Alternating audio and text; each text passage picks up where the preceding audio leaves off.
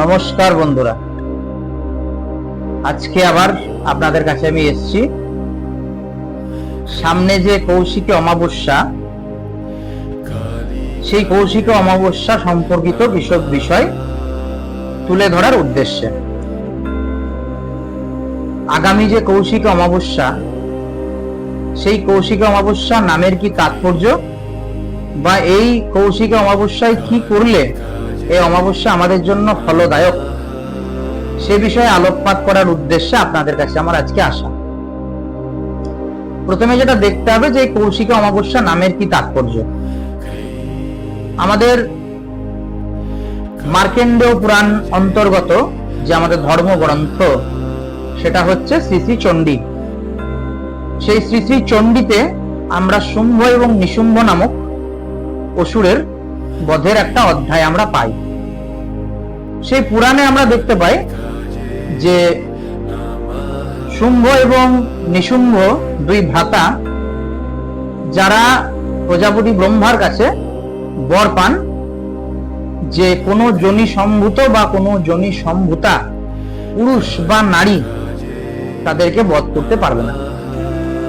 সেই সুবাদে শুম্ভ এবং নিশুম্ভ দুই ভ্রাতা দেবতাদের সমগ্র যজ্ঞ ভাগ দখল করে নেন। দেবতারা তো খুব সমস্যায় পড়লেন, তাকে তো আর বধ করতে পারছেন না, কারণ প্রত্যেক দেবতাই তাদের মাতৃজনী থেকে ভূমিষ্ঠ হয়েছেন। এমনকি দেবী যোগমায়াও তিনি গিরিরাজ হিমাচলের ঔরসে এবং দেবী মেনকার গর্ভে জন্ম নিয়েছেন, সুতরাং তিনিও যোনি সম্ভূতা, তিনিও বধ করতে পারছেন না। তখন দেবী মহামায়া তার দেহ কোষ থেকে একটা তার অনুরূপ দেবী মূর্তির উদ্ঘাটন করলেন।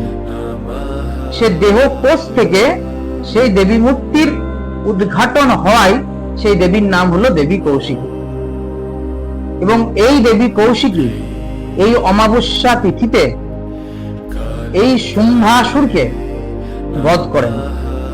তাই এই অমাবস্যার নাম হচ্ছে কৌশিক অমাবস্যা। এবং দেবী কৌশিকী তিনি অন্য কেউ নন, পুরাণ অনুযায়ী যাকে আমরা বলে থাকি নীল সরস্বতী, বা যাকে আমরা তারা বলে অভিহিত করি।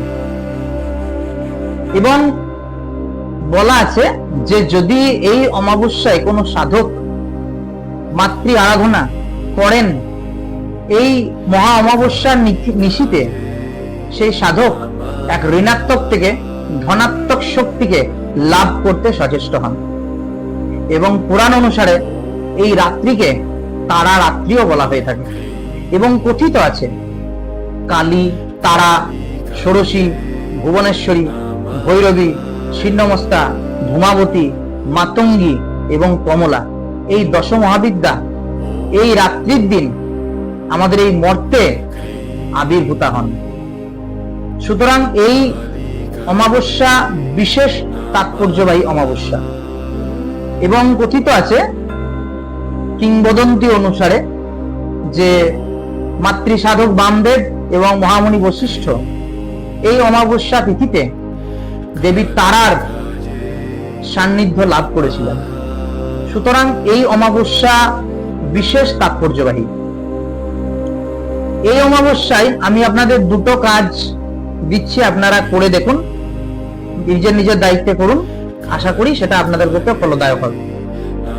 প্রথম কথা হচ্ছে, যাদের যে সমস্ত ছেলেদের পড়াশোনায় মতিগতি নেই, তাদেরকে এই অমাবস্যার দিন থেকে, এই অমাবস্যার দিন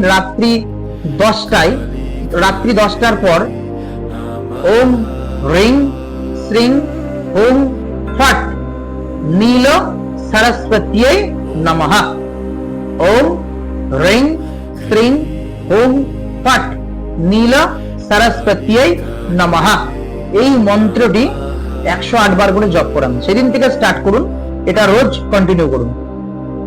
আরেকটা হচ্ছে, যারা মানসিকভাবে খুব বিচলিত, প্রচুর অবস্ট্রাকশনের মধ্যে দিয়ে যাচ্ছেন, বা যাদের স্যাটার্নটা খুব খারাপ পজিশনে আছে, তো তারা একটা কাজ এই অমাবস্যার রাতে করতে পারেন।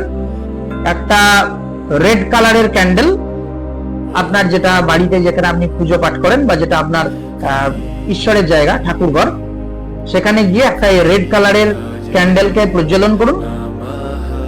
সেটা রাত্রি 10টার পর, রাত্রি 11টার পর করতে পারেন। করে আধ ঘন্টা, 40 মিনিট, 50 মিনিট মায়ের যে কোনো একটা মূর্তির ওপর কনসেন্ট্রেট করুন। যে কোনো একটা মূর্তির ওপর কনসেন্ট্রেট করুন। করার পর আপনার যে প্রবলেমটা এখন বর্তমানে আপনি যে প্রবলেমটা ফেস করছেন, যেটার জন্য আপনার প্রবলেমটা ওভারকাম হচ্ছে না, সেটা মাকে জানান, আপনার মনের ইচ্ছাটা জানান।